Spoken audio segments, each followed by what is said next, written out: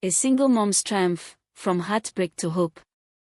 In the bustling streets of Abuja, Adanna was known as the woman who wore her struggles like armor. At 27, she was a single mother raising a pair of rambunctious, beautiful twins, Kelechi and Nnenna. But behind her resilience was a story of heartbreak that many whispered about, though few truly knew. When Tobe brought Adanna home to share the news with his family, his mother, Madam Chinyere, had reacted with cold fury. "She is not our kind," Madam Chinyere declared, her disdainful gaze sweeping over Adanna. "You think I'll allow my only son to marry a girl with no family name, no connections, and no future? Over my dead body?" Tobe tried to argue, but his mother's threats were unrelenting.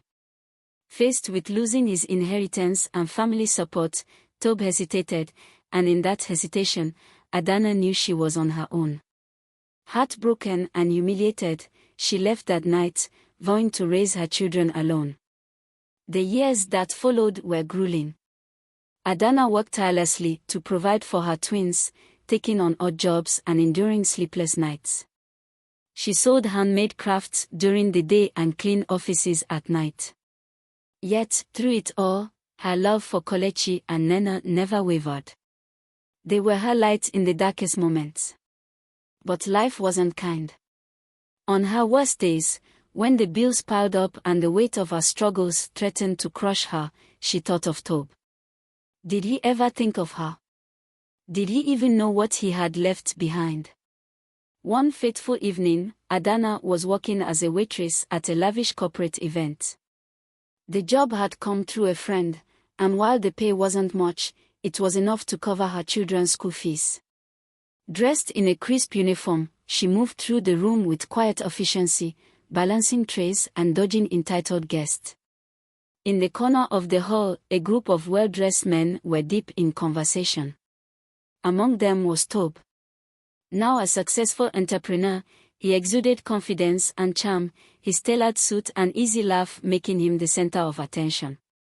But as his eyes scanned the room, they landed on a familiar face, and his word tilted. "Adanna," he whispered, his voice thick with disbelief. When their eyes met, Adanna froze, the tray in her hands trembling. It had been years, but the memory of him, of their love and the pain that followed, was still fresh. She quickly turned away, trying to disappear into the crowd, but Tobe wasn't about to let her go again. He followed her into the staff area, where she stood, gripping the edge of a counter. "Adanna," he said again, his voice softer now. "It's really you."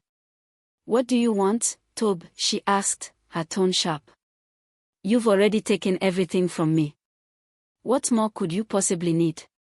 Tobe was stunned by her words, but even more so by the fire in her eyes.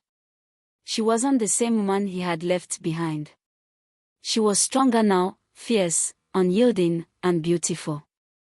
"I didn't know," he said, his voice heavy with regret.